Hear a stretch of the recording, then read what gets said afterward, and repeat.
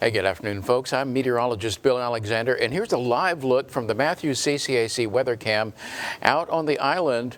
And you can see, looking from Snoopy's across Laguna Madre towards the JFK Causeway, you've got moderate traffic out there, but generally fair skies above. It's really pretty out there. You do see some clouds in the offshore waters. That's a nice image of that high-level cloud cover there, but that's not affecting your weather pattern much. In fact, we're not looking at much of anything in the way of rainfall for the next several days. Maybe next week, maybe some stray showers, and that's about it. It's not going to help us much.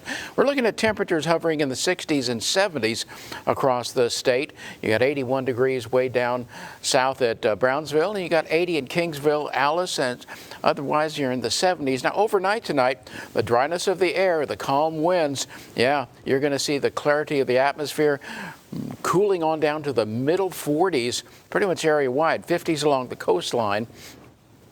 And that wind does settle down and eventually on Saturday becomes a little bit more east-southeasterly eventually.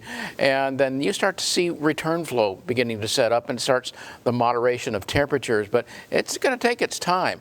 Now, that's what you're looking at right there. By Sunday, you see it starting to pick up quite a bit, a little more breezy conditions there.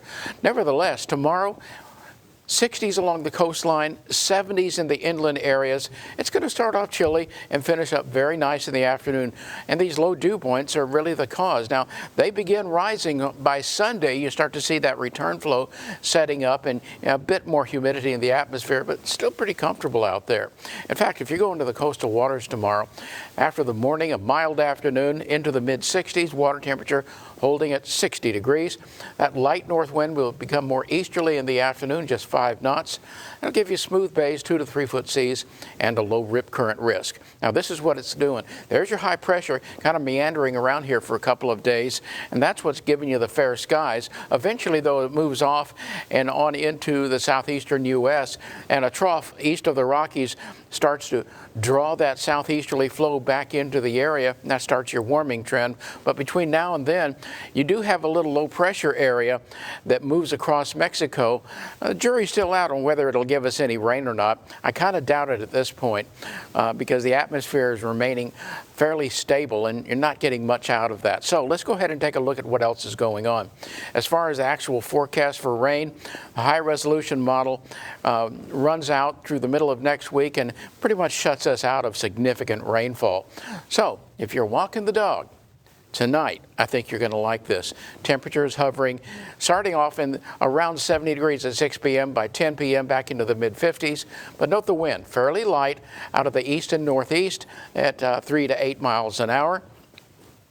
So temperatures drop readily all the way down into the mid-40s by tomorrow morning, but recover nicely under the fair skies with light winds and low humidity back into the mid-70s, upper 70s on your Groundhog Day. And yeah, around here, he's going to see a shadow.